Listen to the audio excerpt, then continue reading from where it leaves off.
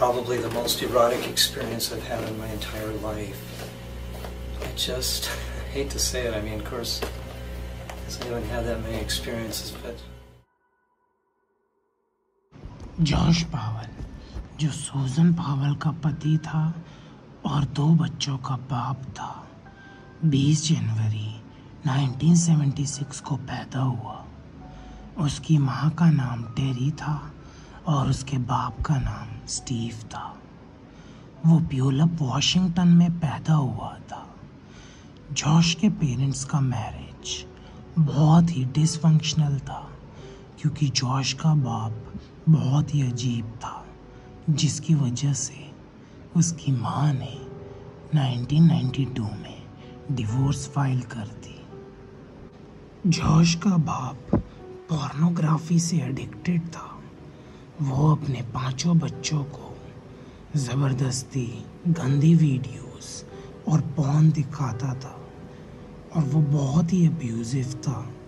वो अपने बच्चों को मारता था, स्पेशली जॉश को, जिसका इफ़ेक्ट जॉश के बिहेवियर पे पड़ रहा था। और जब वो 13 या 14 साल का था, उसने सुसाइड अटेम्प्ट कर दिया। जब जॉश के माँ बाप का डिवोर्स हुआ, तब स्टीव को उसके 2 बेटों की कस्टडी मिल गई और टेरी को अपने 2 बेटियों की। 1998 जॉश सिएटल मूव हो गया। वो यूनिवर्सिटी ऑफ वॉशिंगटन में स्टूडेंट था। इधर वो कैथरीन नाम की लड़की के साथ रिलेशनशिप में था। जब कैथरीन और जॉश एक घर में एक साथ रहने लगे, तब जॉश बहुत ही पोसेसिव होने लगा। वो कैथरीन को अपनी फैमिली से मिलने नहीं देता था। अगर उसे अपने माँ बाप को मिलना होता था, तो वो भी उसके साथ जाता था। एक दिन वो अपने दोस्त को मिलने ओटा चली गई और उसने डिसाइड किया कि वो अब कभी भी सिएटल नहीं जाएगी। उसने जॉश के साथ फ़ोन पे ब्रेकअप कर लिया। उसने डिसाइड किया कि वो जॉश को उसके बिहेवियर की वजह से छोड़ रही है। जॉश एक सूजन कॉक्स नाम की लड़की को मिला, जो उसकी क्लासमेट थी। वो नवंबर 2000 में एक पार्टी में मिले और वो रिलेशनशिप में आ गए। अप्रैल 2001 में जॉश और सूजन ने पोर्टलैंड ओरिजिन टेम्पल में शादी कर ली।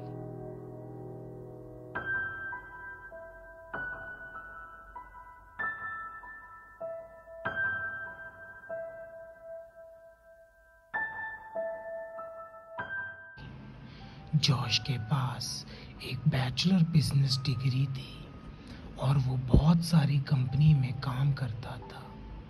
और सूजन एक ट्रेंड कॉस्मेटोलॉजिस्ट थी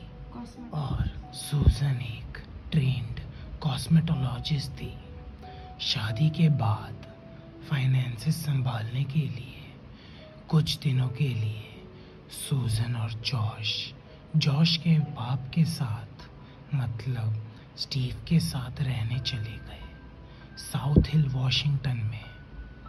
पर स्टीव का बिहेवियर सूजन को लेके बहुत ही अजीब होता गया। स्टीव एक कैमरा लेके उसे फॉलो करता रहता था और वो मिरर का यूज़ करता था उसे नहाते वक्त बाथरूम में देखने के लिए। वो उसकी पर्सनल डायरी पढ़ता था और अंडरवेयर चुराता था। वो सूजन के लिए लव सॉन्ग्स लिखता था। उसने सूजन को अपना प्यार कन्फेस किया, जो उसके कैम रिकॉर्डर में रिकॉर्ड हुआ है। सूजन ये सब सह नहीं पाई और उसने जॉश को बोला कि हम यहाँ नहीं रह सकते, और वो वेस्ट वैली सिटी में मूव हो गए। सूजन को वहाँ जॉब मिल गई वेल्स फार्गो इन्वेस्टमेंट नाम की कंपनी में, और उन्होंने इधर उनकी फैमिली स्टार्ट कर दी।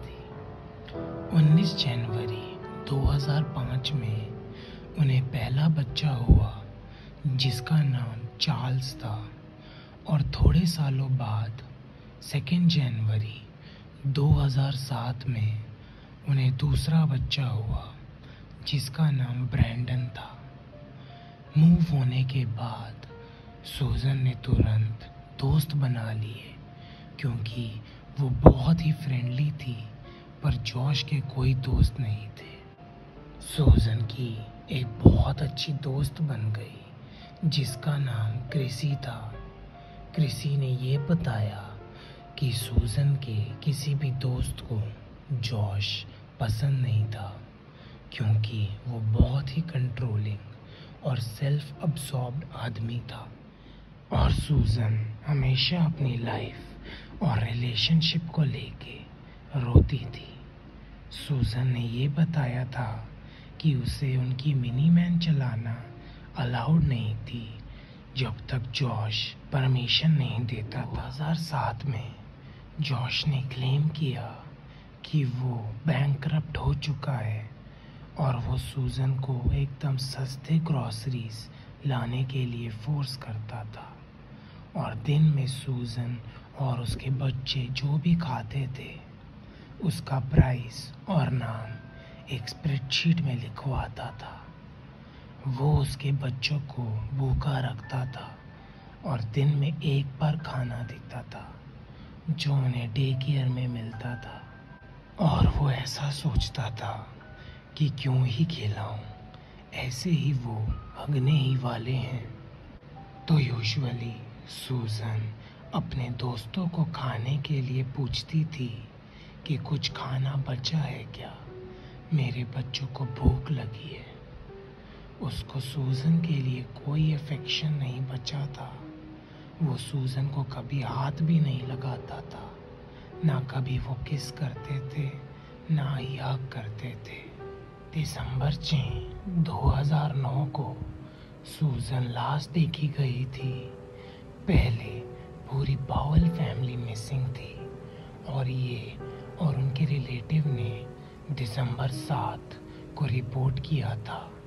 जॉश की माँ और बहनें पूरी फैमिली को ढूंढ रही थी क्योंकि जॉश के बच्चे डे केयर में नहीं थे और उन्होंने पुलिस को कॉल कर दिया। पुलिस ने घर का दरवाज़ा तोड़ दिया और अंदर गए पर उन्हें कोई नहीं दिखा, पर एक टेबल फैन दिखा जो गीला कारपेट सुखा रहा था। सूजन अपनी जॉब को 7 दिसंबर को एब्सेंट थी। उसी दिन 5 बजे शाम को जॉश अपने 2 बच्चों को लेकर घर लौटा। उसने पुलिस को बताया कि वो अपने बच्चों को लेके सिम्पसन स्प्रिंग नाम की जगह पे कैंपिंग करने के लिए गया था।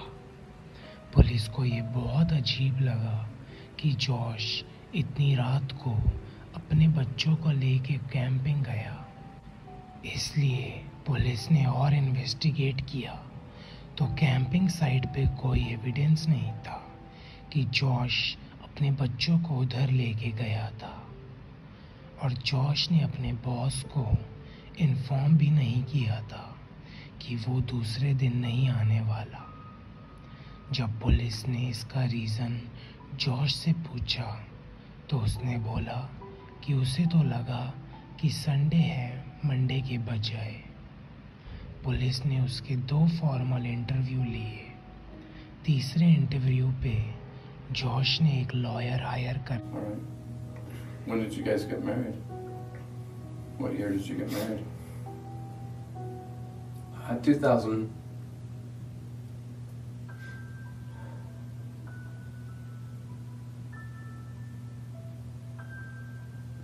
It's probably a blank. I think it was 2000, but either that or it was 2001.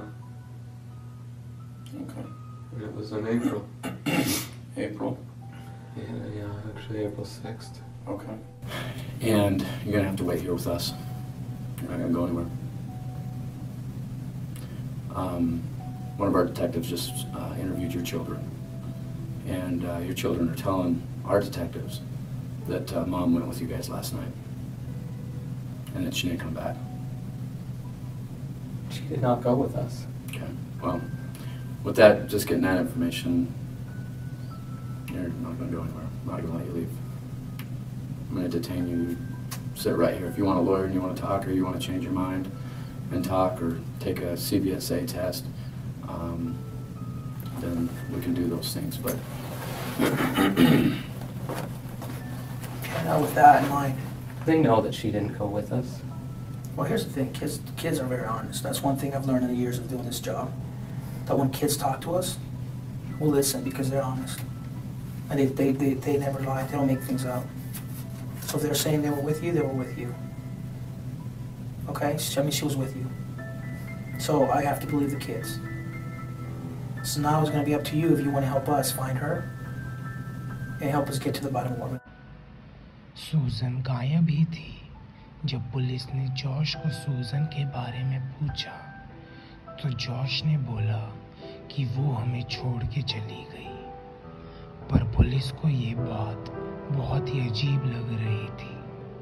सूजन के गायब होने के 1 महीने बाद जनवरी 2010 में जॉश अपने बाप के घर अपने 2 बच्चों के साथ रहने चला गया, जो बहुत ही अजीब था क्योंकि अगर उसकी बीवी गायब हुई है तो उसे वहाँ रह के बीवी को ढूंढने की कोशिश करनी चाहिए या उसके वापस आने का इंतज़ार करना चाहिए था, जो उसने बिल्कुल भी नहीं किया।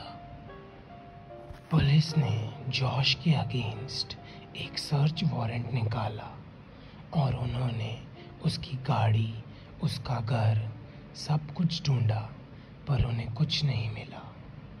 उन्होंने ऊटा के माउंटेन्स भी ढूंढे, पर उन्हें कुछ नहीं मिला।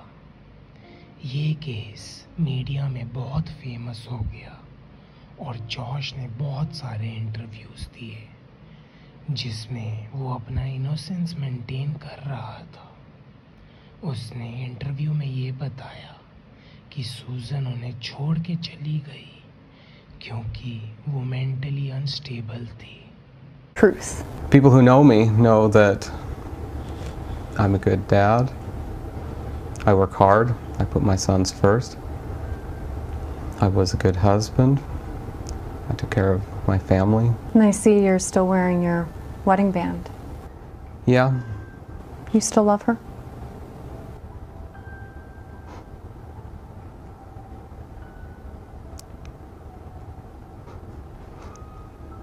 yeah. I guess you could say that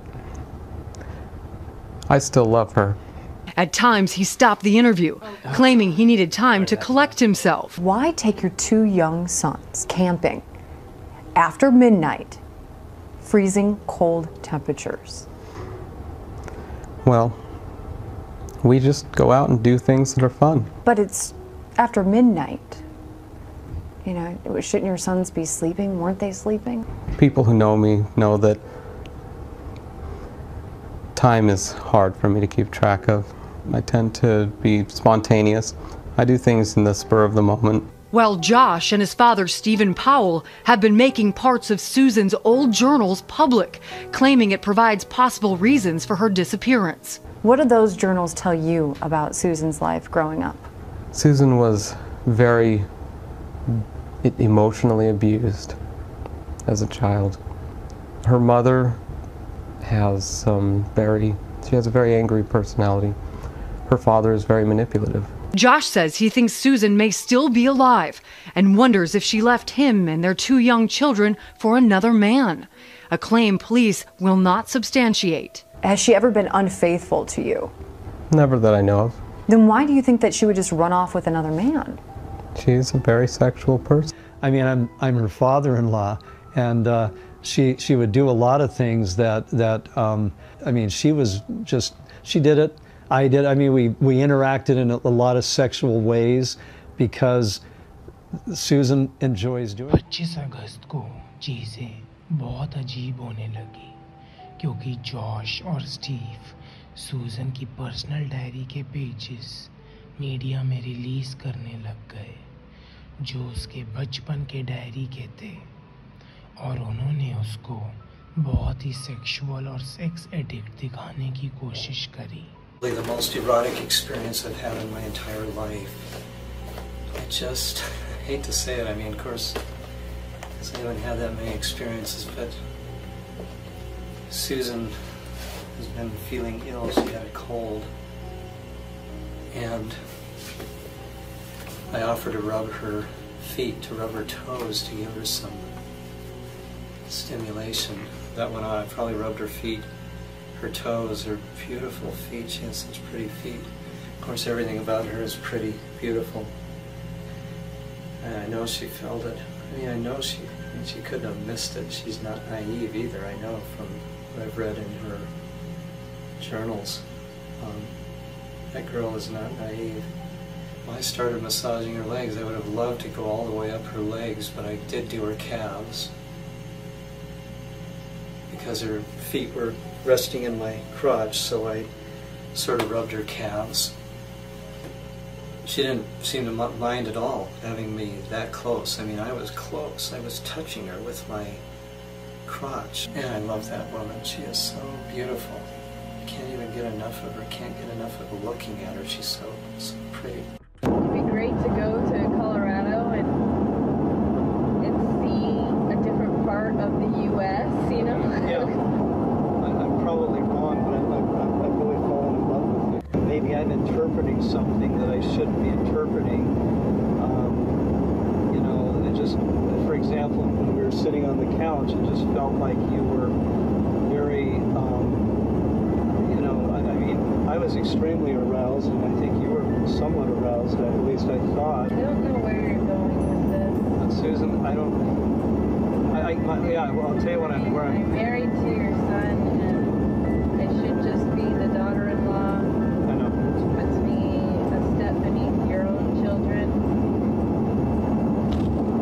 Okay. And that's where I'm coming.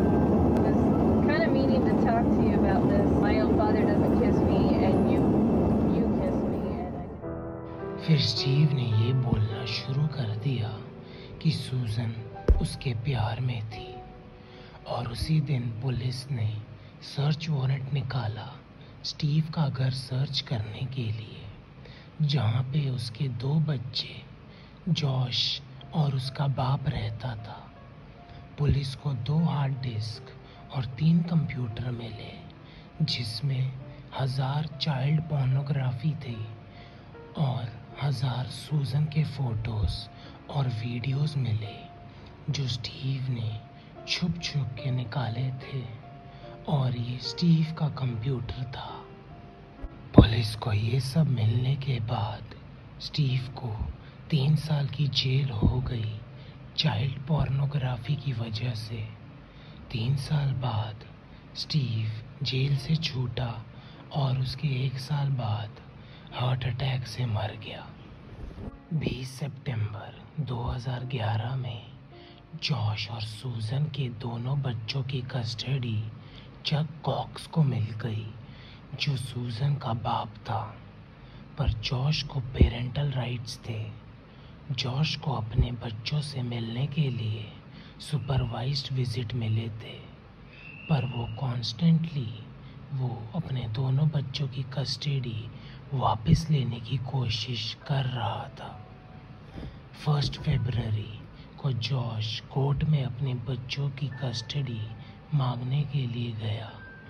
तभी पुलिस ने जॉश के घर बहुत सारी पोर्नोग्राफिक कार्टून वीडियोस ढूंढी, और जॉश को अपने बच्चों की कस्टडी नहीं मिली, पर उसको सुपरवाइज्ड विजिट मिली अपने बच्चों के साथ। इस सब के बाद जॉश ने हमेशा के लिए अपने बच्चों की कस्टडी खो दी, और सूजन के माँ बाप को हमेशा के लिए उसके बच्चों की कस्टडी मिल गई। सुपरवाइज्ड विजिट के लिए एक सोशल वर्कर रखी गई थी, जिसका नाम एलिजाबेथ ग्रिफिन था, जो बच्चों को चक के घर से जॉश के घर से पिक एंड ड्रॉप करती थी। 5 फरवरी को एलिजाबेथ ने बच्चों को अपने ग्रैंड पेरेंट्स के घर से उनके बाप जॉश के घर छोड़ दिया। उस दिन जॉश ने अपने अकाउंट से $7,000 निकाले और उन पैसों से उसने बहुत सारी गैस खरीदी और उसने अपने बच्चों के सारे खिलौने थ्रिफ्ट स्टोर को डोनेट कर दिए। उसने अपने सारे फैमिली मेंबर्स को ईमेल करके गुड बाय और सॉरी भेज दिया। उसने अपनी फैमिली के लिए एक वॉइस मैसेज भी बनाया जिसमें उसने बोला कि वो अपने बच्चों के बिना नहीं रह सकता और उसने सबको सॉरी बोला। एलिजाबेथ को इस सब के बारे में कुछ नहीं पता था। वो हमेशा की विजिट की तरह बच्चों को जॉश के घर लेके गई। जैसे ही बच्चे और एलिजाबेथ जॉश के घर पहुंचे, बच्चे भागते हुए घर के अंदर चले गए और जॉश ने तुरंत दरवाज़ा बंद कर दिया। जॉश ने एलिजाबेथ को घर में घुसने ही नहीं दिया। उसने दरवाज़ा लॉक कर दिया। एलिजाबेथ नॉक करती रही पर जॉश ने दरवाज़ा नहीं खोला। एलिजाबेथ ने बच्चों की रोते हुई आवाज़ सुनी और उसने देखा कि जॉश उनको किसी शार्प चीज़ से उनके फेस पर मार रहा है। एलिजाबेथ ने तुरंत पुलिस को कॉल कर दिया पर यह कॉल उन्होंने सीरियस नहीं लिया और उन्होंने पुलिस को तुरंत उस लोकेशन पर नहीं भेजा। पुलिस के आने से पहले जॉश के घर में ब्लास्ट हो गया और इसमें उसका पूरा घर जल गया और वो उसके बच्चों के साथ मर गया। Powell, who lost custody of his 2 boys after being suspected of killing his missing wife Susan back in 2009, killed himself and the children Sunday by setting the house on fire with a gas explosion. The fire and apparent explosion was so powerful it shook neighbors' homes and sent bits of insulation from the house raining down on the neighborhood.